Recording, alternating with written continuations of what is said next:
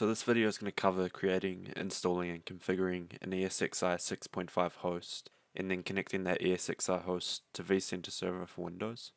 As well as that, we're going to join the ESXi host to a Windows domain, which we have already set up. Prior to this video, I've already installed and configured Vcenter server for Windows. So when we're installing the ESXi host, we'll just come over here to our data store and we'll create a new virtual machine. And just use a logical naming convention. So I've already got a host down here, as you can see, so I'll name this number 2 and then select where you want to create it. So that's in my folder.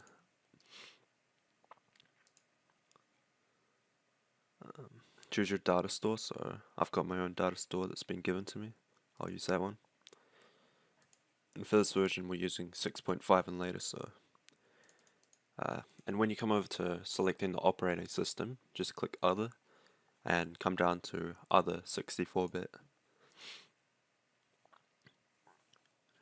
So looking at the hardware, we want to get the appropriate hardware for this particular host. So come down to CPU, we're going to choose 2 CPUs, and that's fine, 1 core per socket, 2 sockets.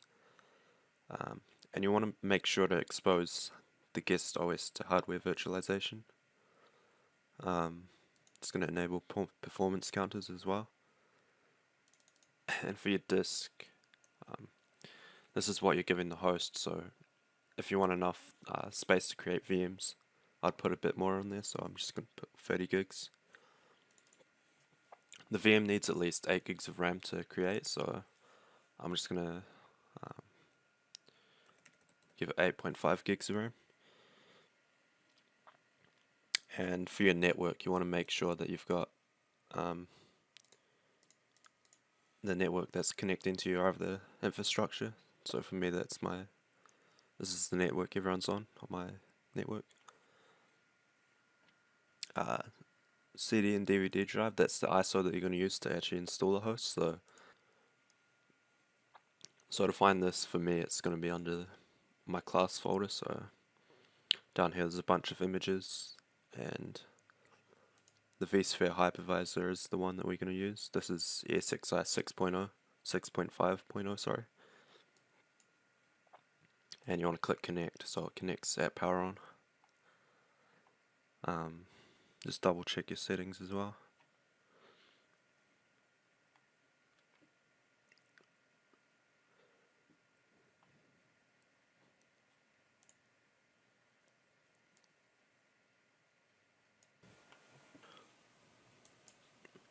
So once you actually go ahead and power on the VM and you boot in, you're going to be asked, it's going to load up first, and then you're going to be asked for some basic stuff such as the root password, keyboard layout, and more importantly the disk you want to install it on. So for whatever disk we selected when we created it, that's going to be the disk we install it on.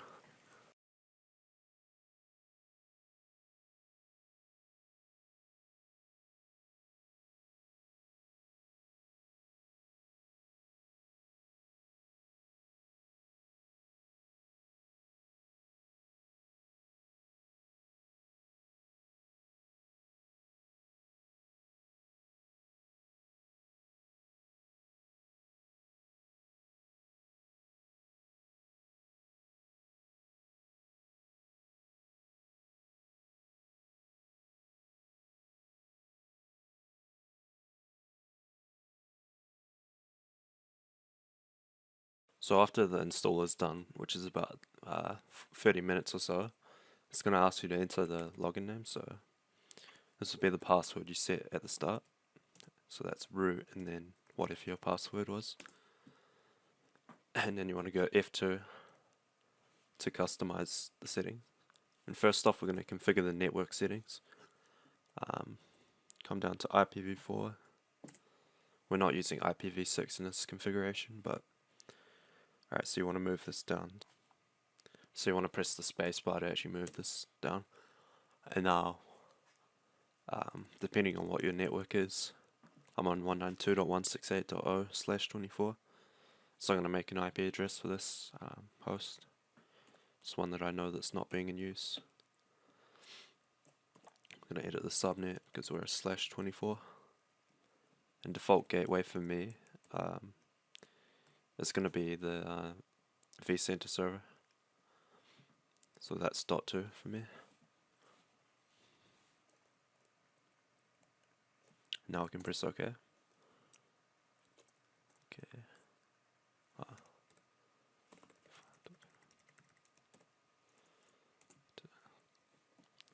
And now you want to configure the DNS configuration. So come down to DNS and primary DNS server.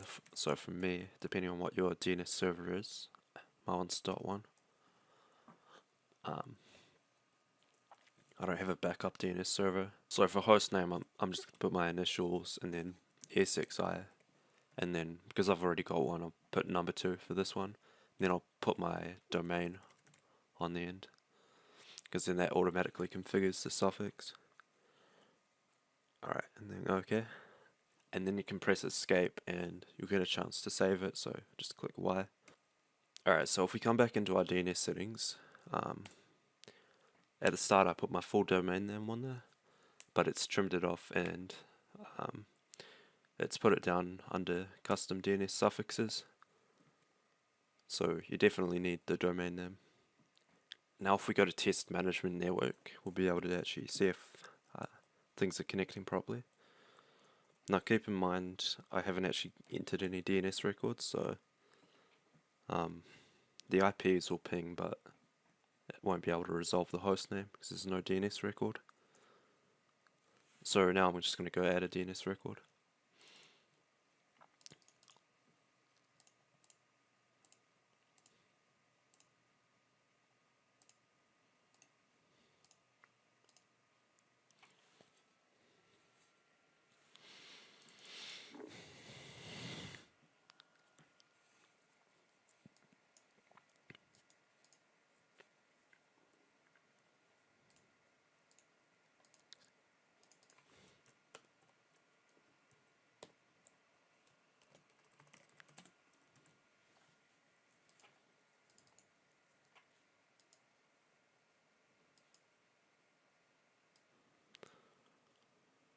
So now in order to get connectivity, I need to come and add a DNS record.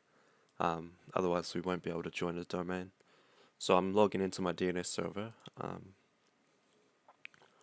Gonna come add a record under james.local, and I'm gonna add a new host record. And so the name we used was ESXi number 2, and the IP address was 192.168.0.59. And we're going to select to create a PTR record. So we're going to come back into our host, our ESXi server. We're going to try and test the management network again, and it's going to test all these nodes. And so now we have it resolving because we just added the DNS records. Alright, so now I'm opening up my management network, or my management console. So I've already got a server here with Vcenter server for Windows installed on it, and it's been configured and everything.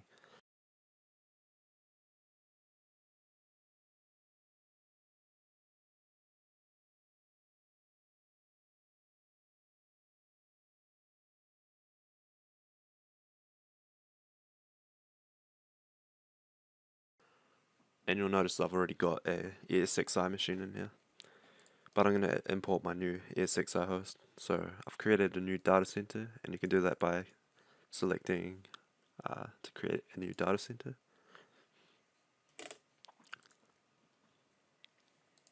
And now under this new data center, I'm going to click to add host.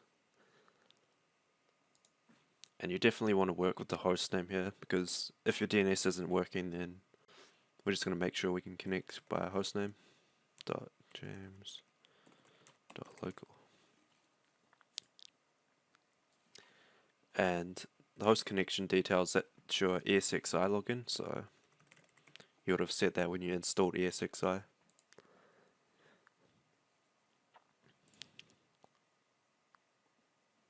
Here you can put a license key. I'm actually not going to put a license key on it because I don't want to waste it.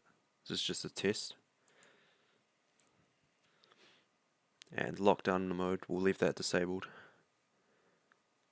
Again, just confirming the location. Alright, so before I go to join a domain, I'm just going to come down to system and time configuration, and I've just added an NTP server, and that's my other host. So once it's imported the host, you want to come down here to just select the host, and down here we're going to come down to authentication services, and we're going to click to join a domain, because we're not yet joined as part of the domain.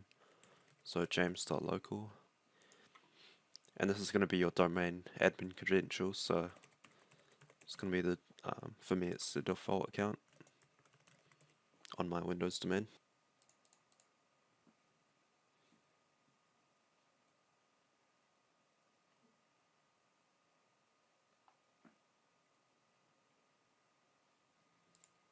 So now I've got a working host, and you want to come over here to just verify that all of your computing resources are showing up. So if I come to summary on the host, I can see what kind of resources I've got. So 32 gigs of RAM, storage, 8 gigs of RAM and CPU and such.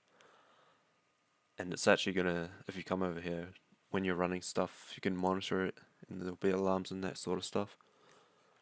You can define alarms which will be triggered, say if a VM is using too much resources.